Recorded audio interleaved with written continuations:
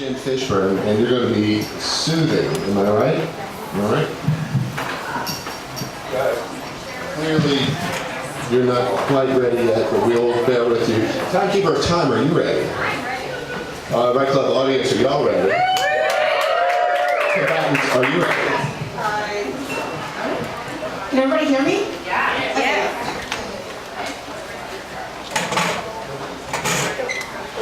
Oh, I'm sorry. I didn't. The first thing in the job description, under the position of mother, any, is the word soothe. From the second a baby enters the world, soothing is everything that the mother wants to do for her child. She feeds the baby to soothe his small, hungry tummy. She dresses the baby and wraps her in a blanket so she can soothe her and rock her to sleep. When the diaper is too wet and leaves a little redness on his tiny tush, she applies the smallest amount of diaper cream to soothe his father.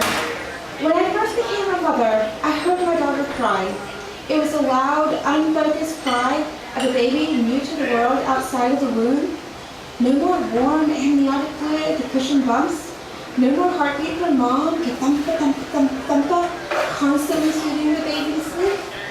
We all enter the world, the same as my baby.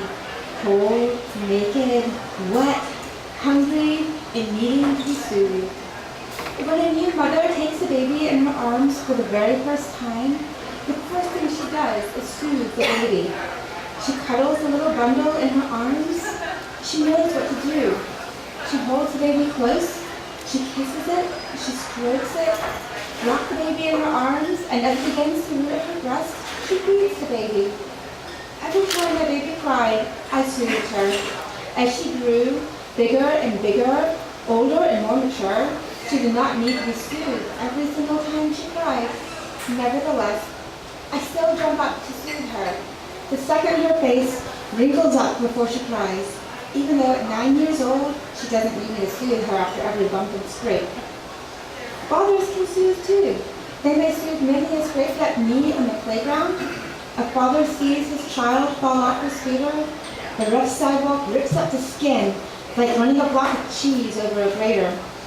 He judges the injury by how much skin has peeled off, how pink or red the spot may be, how much blood is oozing out, if a bruise is starting to form. Very carefully, he brushes off the dirt, cleans her scrape, and he kisses her knee. Maybe he has a Band-Aid, her favorite Hello Kitty style, which he will place ever so gently over the scrape. Even without the Band-Aid, his kiss still soothes her.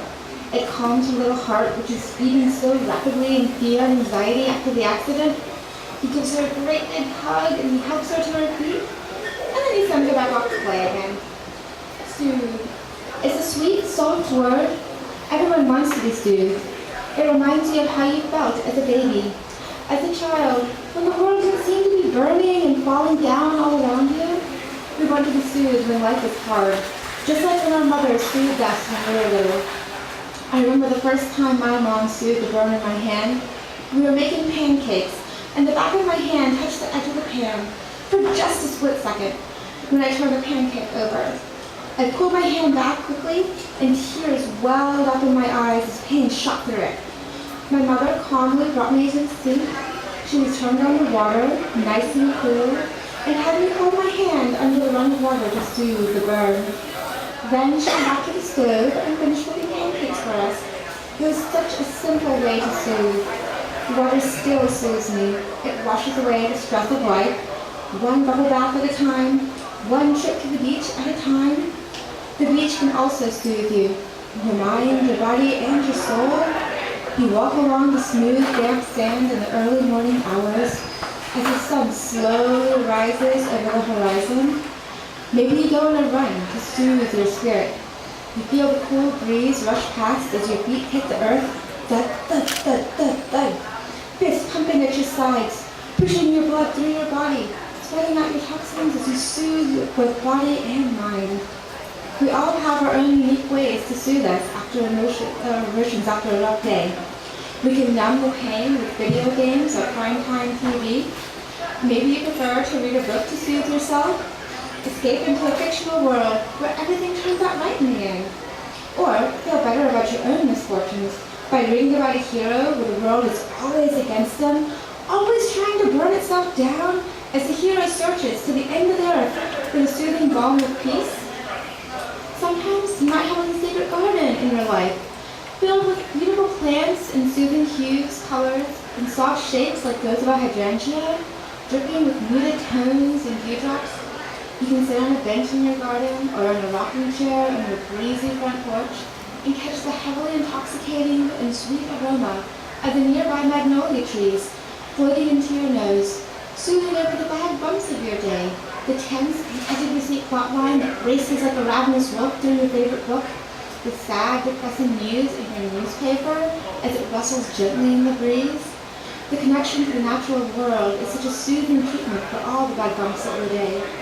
There are so many ways in which one can be soothed. Mothers know what works for one child, it won't work for another. We quickly learned that one friend loves to be soothed with Ben & Jerry's ice cream, while the best way to soothe our spouse is to give them time, space, and respect. We do what we can and we stay grounded and soothed. Through all the trials and tribulations of life, we will seek out what soothes us. From the day we are born until the day we die, we will always want things that soothe us. We do those things all the time. Soothing, it's all we want and it is all we need.